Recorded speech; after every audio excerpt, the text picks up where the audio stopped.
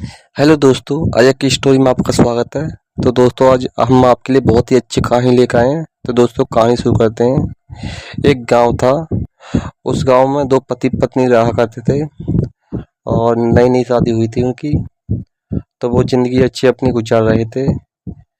तो शादी के करीब 6 महीने बाद उसके पति की मौत हो जाती है, बीमारी बीमारी से। अब मौत हो जाती है तो वो औरत सदमे में हो जाती है। 1-2 महीने में सदमे से बाहर होती है तो मेहनत मजदूरी करके अपना पेट पालती है।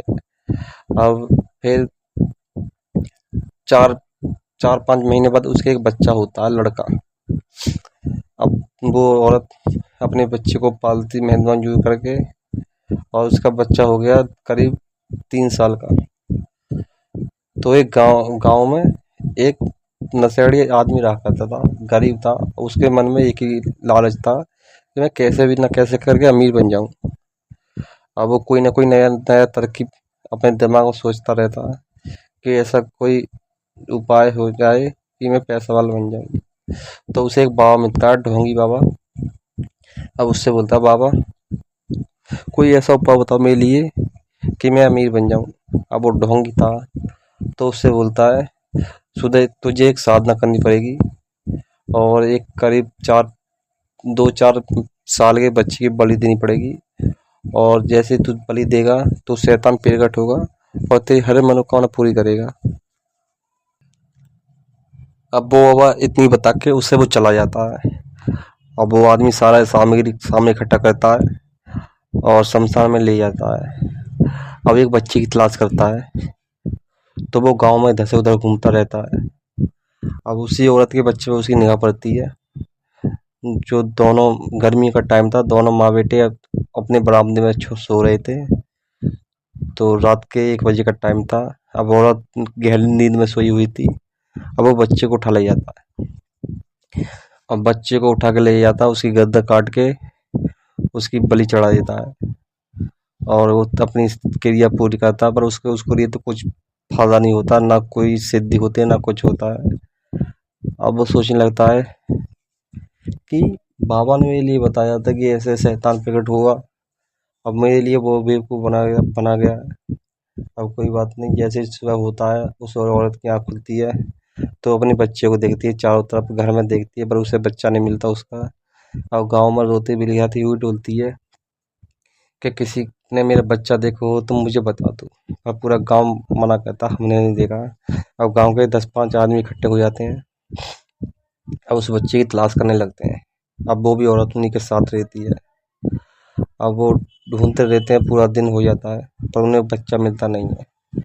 अब एक आदमी की नज़र शमशान घाट की तरफ पड़ती है तो वो बोलता है, एक बार इसमें भी ये जाके देख लेते हैं, मतलब इसमें मिल जाए। अब वो जाते हैं तो वो क्या देखते हैं कि उसमें बच्चे के जो हाथ हाथ थे उनमें खड़ुआ खड़ुआ पैरे हुए थे। अब हाथ ही हाथ मिलते हैं।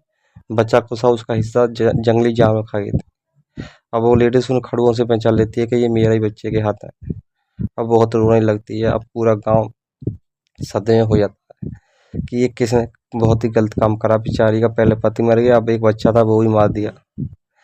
अब वो लेडीज अपने बच्चे के गम में दिन रात रोने लगती है और सूख सूख के बहुत ही कमजोर हो जाती है और उसकी अचानक मौत हो जाती है। अपने बच्चे के गम में मौत हो जाती है तो गांव के 10-5 आदमी मिलके उसे शमशान घाट में फूंक जाते हैं, उसका अंतिम संस्कार कर देते हैं। पर उस लेडीज की आत्मा को शांति नहीं मिलती है। अब वो लेडीज की आत्मा इधर से उधर घूमती रहती है। तो एक दिन की बात है, जिस आदमी ने उस बच्चे की बलि दी थी वो अपने दोस्त से बोलता है, यार मेरे लिए एक बाबा ने बताया था तो किसी बच्चे की बलि दे देना और शैतान प्रकट होगा और जो तू कहेगा वो तेरी मनो इच्छा पूरी करेगी, तो ये पैसा वाला बना देगा। अब वो औरत की आत्मा उधर ही भटक रही थी। अब वो उसे देख लेती है, उसकी बात सुन लेती है तो उसे बहुत ही गुस्सा आता है। तो वो जब तो कुछ कहती नहीं है और जैसे ही वो अपने घर पे जाता है तो उसे वो रास्ते में पकड़ लेती है और उसे रो के बोलती है, मेरे बच्चे ने, मैंने तेरा क्या बिगाड़ा था जो तूने मेरे बच्चे को मार दिया, मेरे से छीन लिया। अब उसको वो लेडीज रोती है। अब वो हाथ जोड़ के माफ़ी मांगता है, मुझे माफ़ कर दो, मेरे से गलती हो गई। तो वो लेडीज बोलती है, तुम माफ़ी लायक नहीं है, तेरे को मैं ऐसी पत्ता मौत दूंगी कि ना किसी ने सोची होगी ना किसी ने देखी होगी।